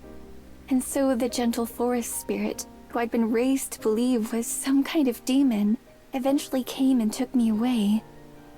And I've been here ever since. So, new theory, before I continue, just based on what we've learned, that head priest is Evelyn. Her words carry a sense of finality. Not knowing what else to do and still stunned by her story, simply lean closer to her and pull her into an embrace. There aren't any words that could be enough. Physical comfort is all I can offer. To my surprise, though, when she finally pulls away from me, she looks happier than before. Just like I did earlier, she touches my cheek gently and then leans in for a kiss. Thank you for listening. She hasn't had to tell anyone about it. Everyone else in the forest either knew or didn't care, didn't need to hear it. So she's finally been able to share that after 200 years. I've told the one person who matters, and now I think I can heal. I know, sweetheart. I love you. More than anything. I love you too. More than anything. She sighs contentedly and leans against my shoulder. She takes my hand, intertwines her fingers with mine. We sit there for a long time. We don't say anything. We don't even move. All we do is watch the sky and feel each other's heartbeats.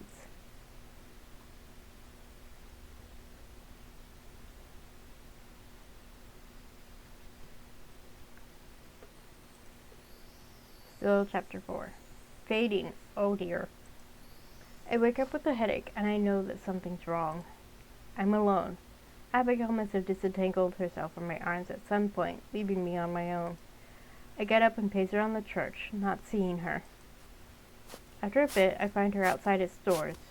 Good morning. Good morning, my love.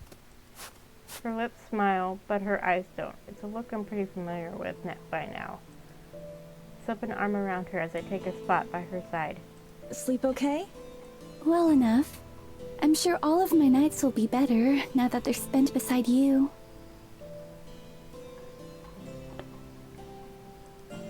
Can't help it. I kiss her on the cheek and true joy brightens her face.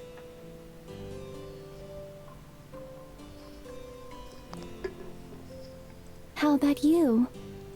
Pretty good. I woke up with, like, a bad feeling, though. A bad feeling? About what? I'm not sure. My head kinda hurts, so maybe that's it? Oh dear, oh dear, oh dear. Actually, now that I think about it, this is the first actual pain I've felt since turning. It's not the worst headache I've ever had. Not by far. But it's enough to be annoying. Feels the same as being dehydrated or having a slight cold. Been there for both. Aw, poor dear. She stands on her tiptoes to kiss my forehead. I felt the same, actually. I had hoped that stepping outside might help, but it seems not. She rubs her temples, and I notice just how ragged her eyes look. How long have you been out here? A while. Perhaps an hour or so. I was afraid I'd wake you. Nah, I slept right through. It's not just a coincidence that we both feel sick, is it? Abigail purses her lips.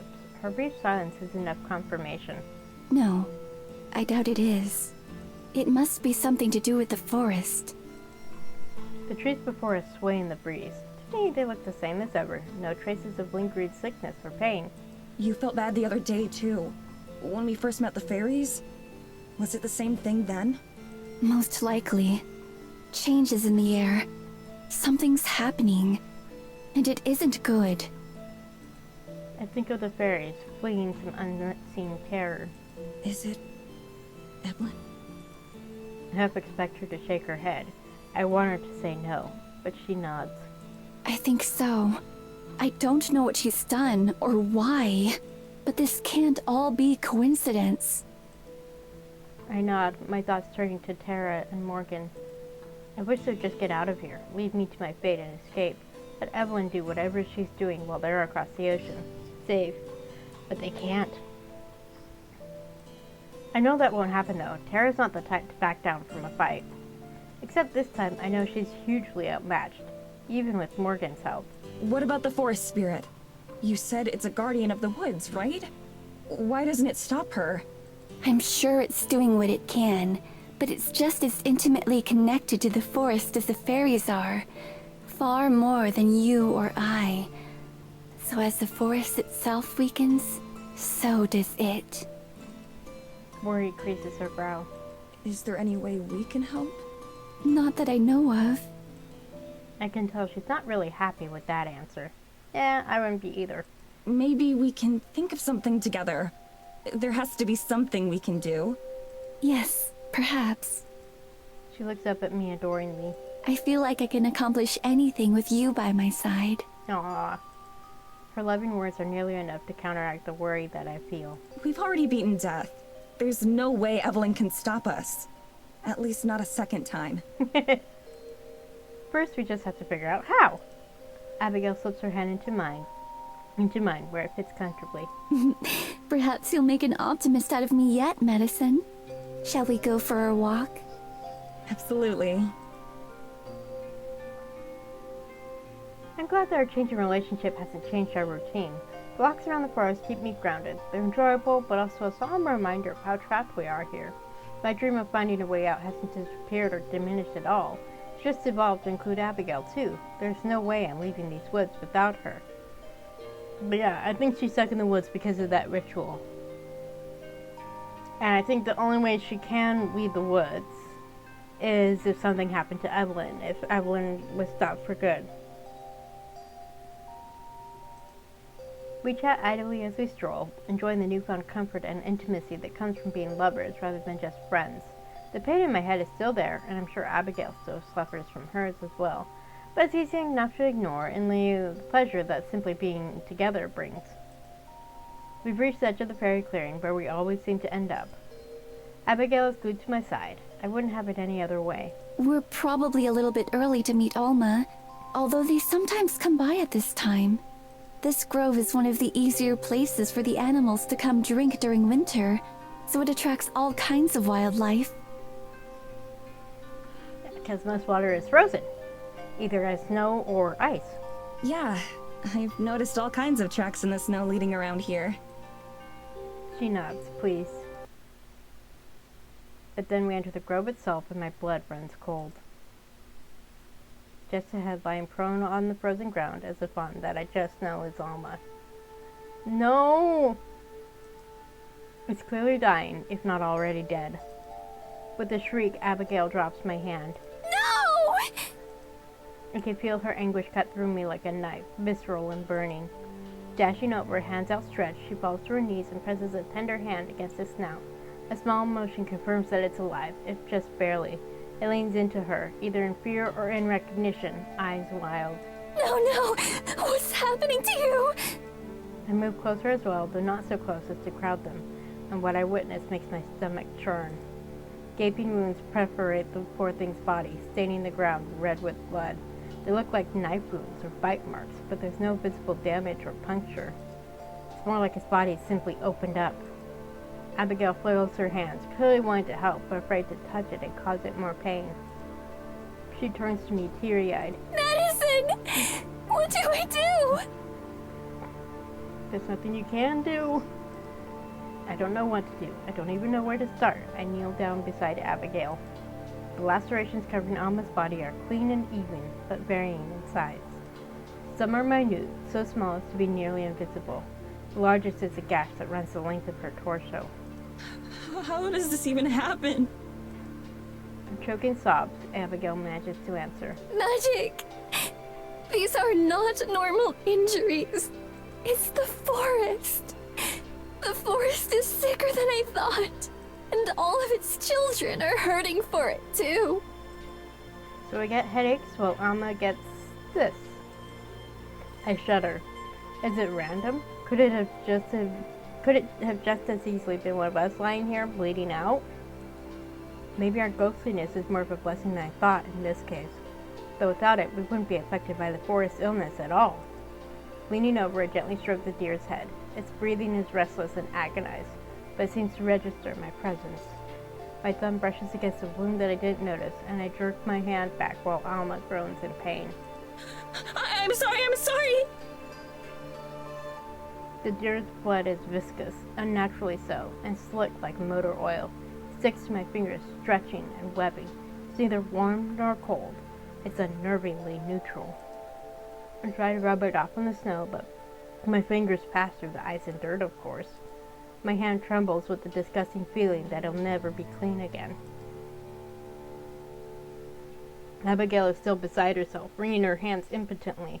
There's nothing that either of us can do, just sit there and wait as Alma passes away in agony. But then, a tremor reverberates through the clearing.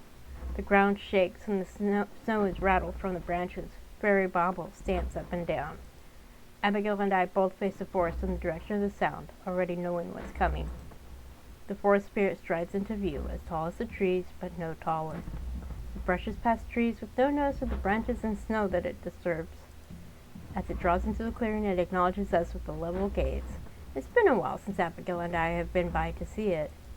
The deer looks up at the forest spirit with pained recognition, its eyes wide and breathing shallow with pathetic relief. Abigail looks up at it too, tearfully, glad to see it. Clearly glad to see it. The spirit looms closer, its great presence alone seeming to revitalize the air around us. My headache vanishes in an instant. The spirit stretches out one immense finger, drawing from head to tail across the deer's mangled body. The two lock eyes, and as the spirit retracts its hand, it curls the finger inward, calling Alma to it. In one motion, the deer's eyes roll backwards as life exits its body.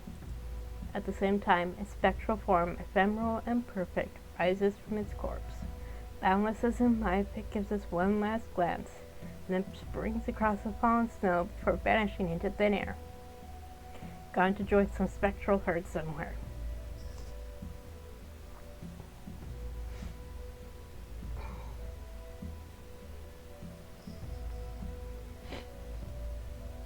Sorry. I know that was best for the deer, but still sad to think about. Abby wipes her eyes of tears and stands. She moves to the spirit's side and gently pats it. Thank you. I'm glad you came. The spirit's shoulders sag, its branches hanging low and still despite the slight breeze. I notice what look like burn marks on its hide, where part of its wooden skin is blackened and dark. Without a doubt, it's Evelyn's doing as well. I'm reminded of an old man putting a child to rest. Sorrow and surely pain as well weigh heavily on it. I wonder how it knew to come. Did it feel Alma's pain? Perhaps Abigail's? Bearing the emotional weight of an entire ecosystem. My heart aches for the spirit, as well as for Abigail, who seems forever hurt by her powerlessness. The spirit and I meet eyes again, and I bow my head in reverence. I don't know it well enough to speak to it like Abigail, but for Alma's sake, I'm also glad it's here.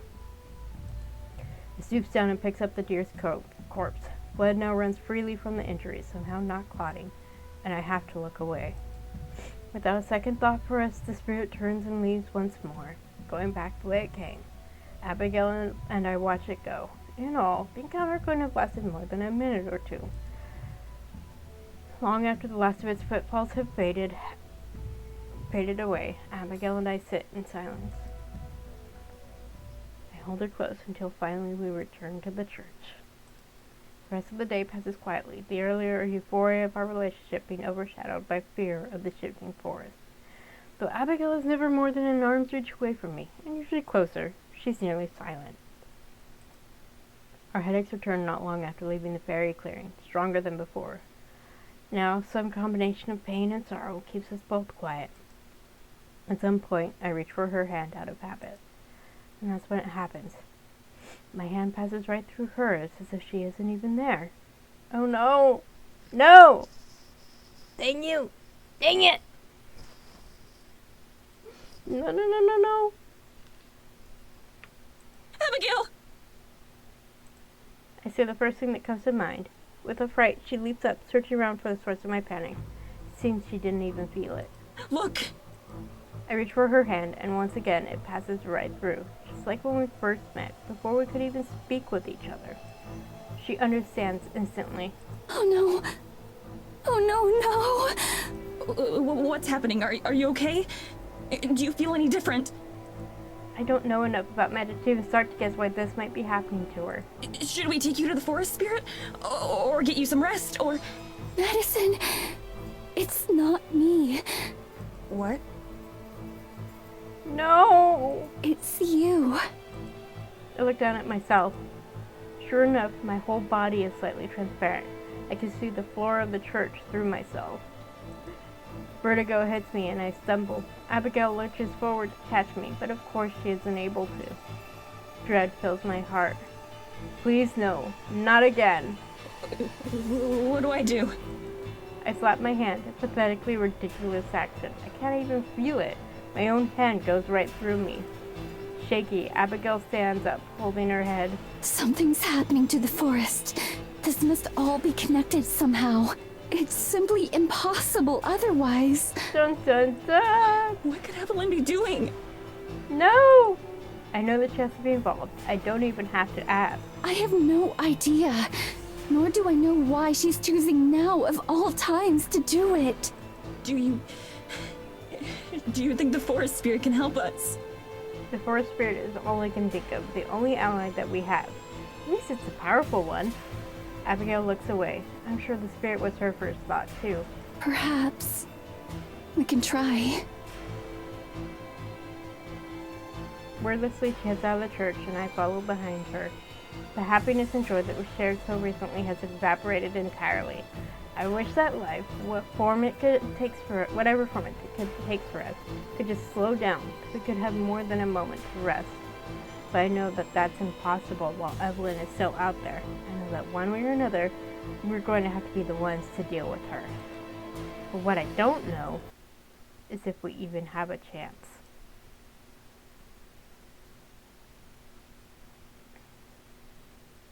Do you know what's going on?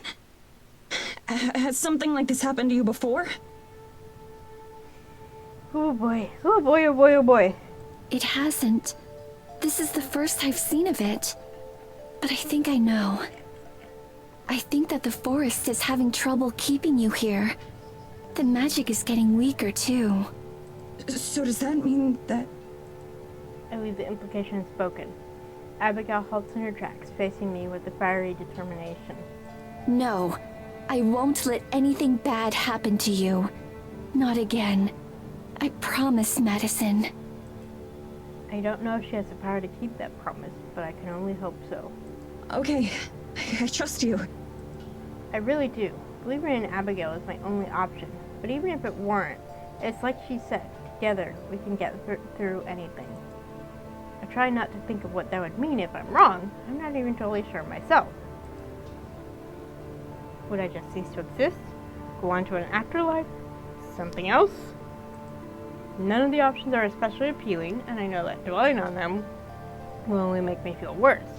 So just focus on the here and now, and on sticking close to Abigail. Even I can tell that she's right when she says the whole forest is affected. Aside from the harsh winds, everything else feels subdued somehow. Trees don't seem to stand as tall, and the leaves and needles look dull, even by wintry standards. What little sunlight there is feels dreary rather than bright.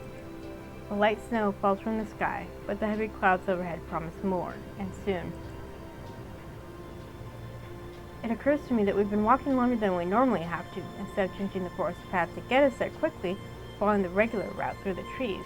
Hey, why aren't we taking a shortcut through the forest? Is it too sick to let us do that? Wringing her hands, Abigail looks away. It's more that I'm afraid to try. If I push myself too hard, then... She leaves the consequences unspoken. I can imagine what they might be, the same as what's happening to me, or worse. Whatever exactly that is. Yeah, I hadn't thought about that. It's okay. Take as much time as you need. It's been so long since I visited the spirit. Our brief moment in the grove with Alma was the first time in days. I wonder if it's missed me. Of course it has. Who wouldn't? Aww. You're far too sweet, Madison. She nuzzles her head against me. The angle is a little awkward since we're still walking, but it's nice. And then she jerks away like she was stung. Oh, you're back! Back? Her hand envelops mine, smooth and soft like always, rather than passing through me. Oh! Just because she can, she leans forward and gives me a quick peck on the lips. I was so worried. Me too. I rub my arms and sides, making sure that I'm all there. Everything seems to be in order. Hopefully it's permanent. Indeed. It's not too much farther to the spirit either. We should hurry. sweat makes her brow glisten a little. She's definitely still feeling strained, even though I can tell she's trying to hide it. Don't push yourself too hard, sweetie. I won't. Still, despite her words, the longer we walk, the more physical a toll it seems to take on her. Her steps slow down, even though she wanted to hurry, and her breathing sounds labored. Are you sure you're alright? I'm fine. It's just... Rubbing her eyes, she shakes her head. Right then, a pile of snow hits the ground a few feet away from us. Looking up, I spot a tree drooping, its boughs at an angle down as if bent. It's the forest again. Not me alone. She voices what I already knew. Something terrible must have happened for it to be this way. Since I'm unable to feel the forest like she can, all I can do is watch and worry. Okay, I'm gonna be right back. I need to take care of something.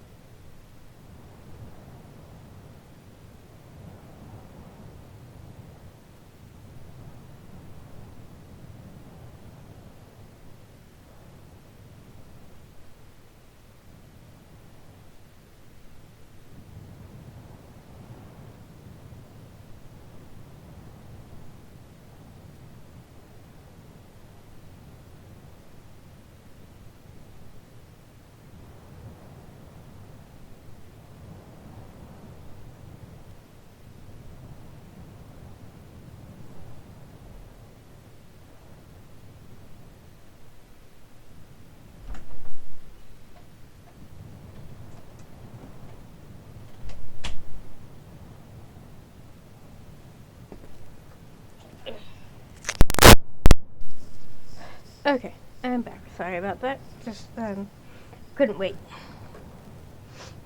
Just now? Or at least today? Maybe. Or we may only now be feeling the effects.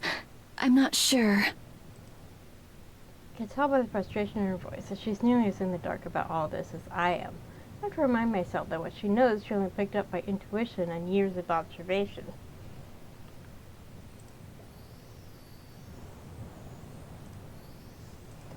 I'm fortunate to have a guide as knowledgeable as she is about her situation, even if she doesn't know everything.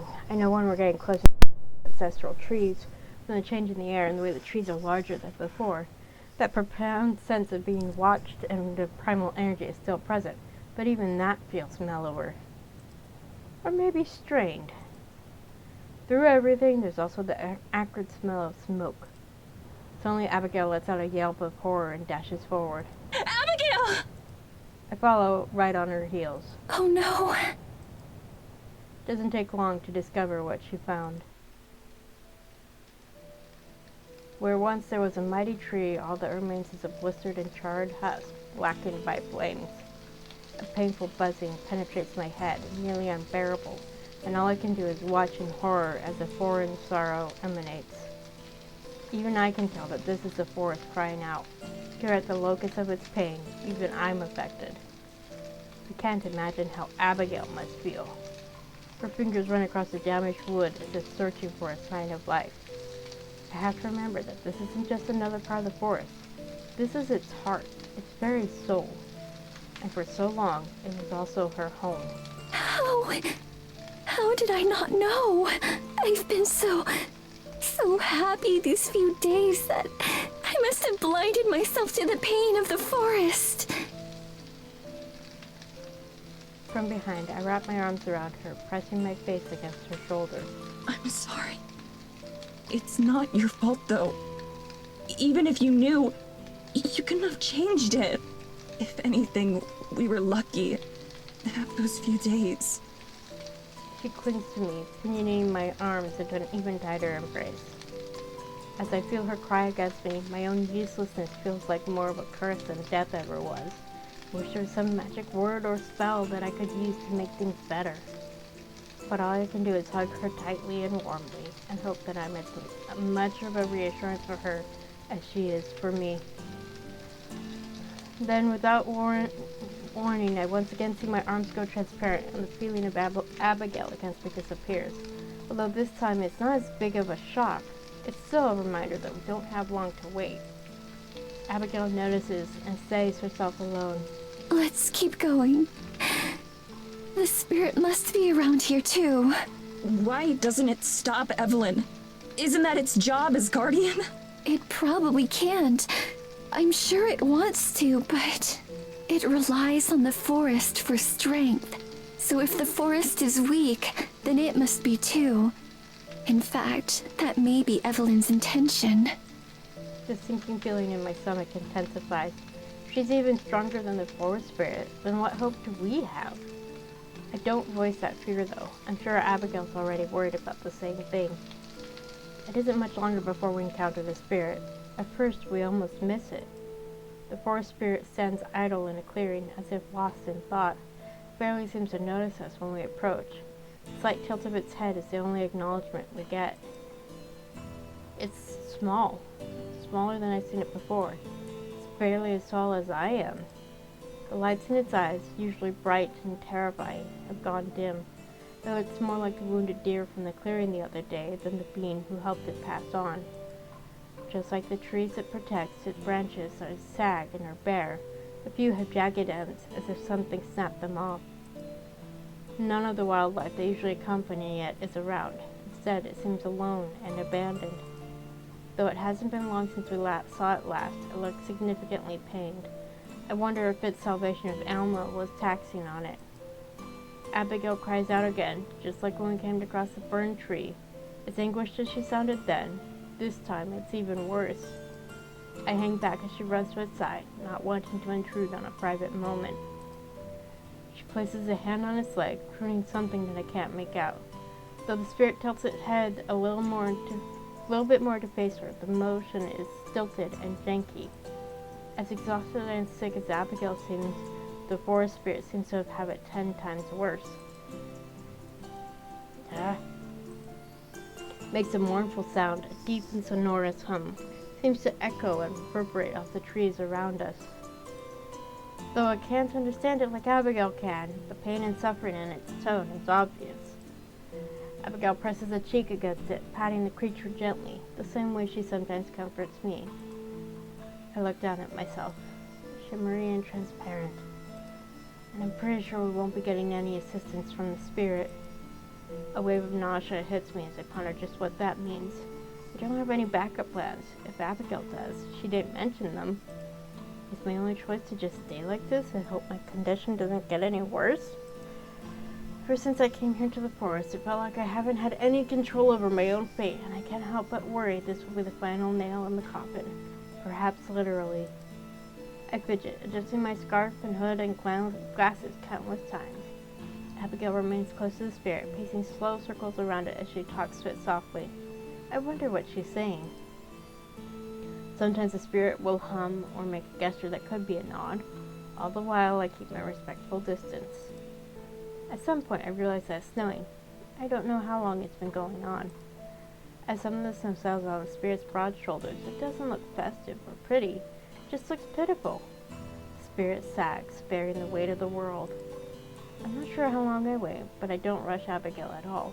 This could be the last opportunity she has to speak with the forest spirit, judging by its condition. I'm sure she's thinking the same thing. I flit between solid and intangible so many times I stopped keeping track. I just watched the two of them. Finally, Abigail pulls herself away from the spirit. She approaches me, looking like she wants to say something, but doesn't. Her eyes say it all, though. I try to hug her, but she softly shakes her head and instead escorts me away, back into the woods. Though she never looks back, I do, but just once. The spirit's lonely eyes watch us go.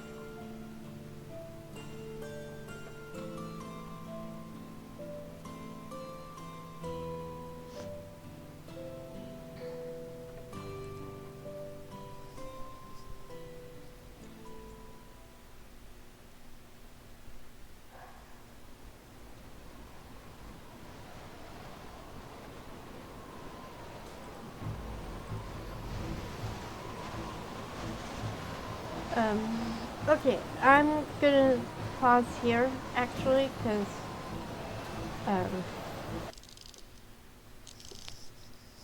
I need to, I need a break.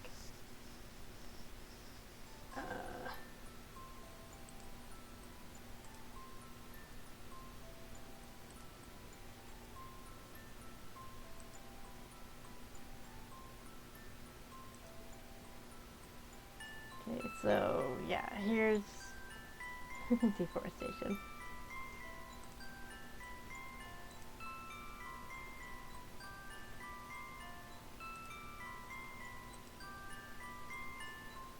But different versions of that scene, and of course, the kids.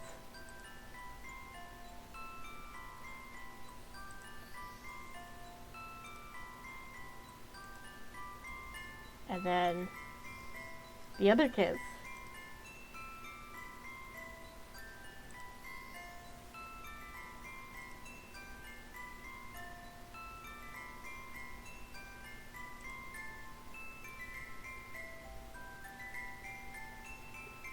Okay, this was not in the chapter, but I'm not complaining.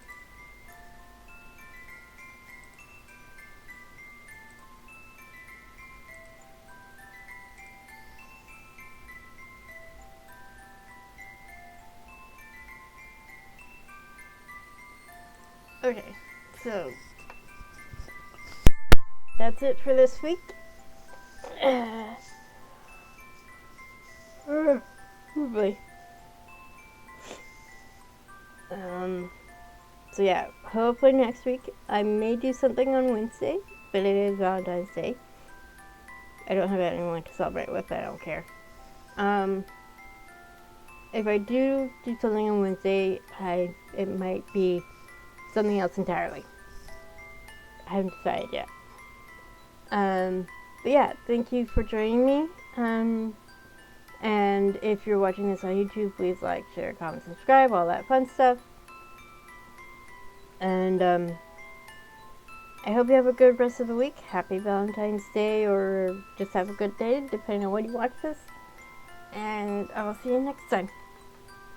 Bye.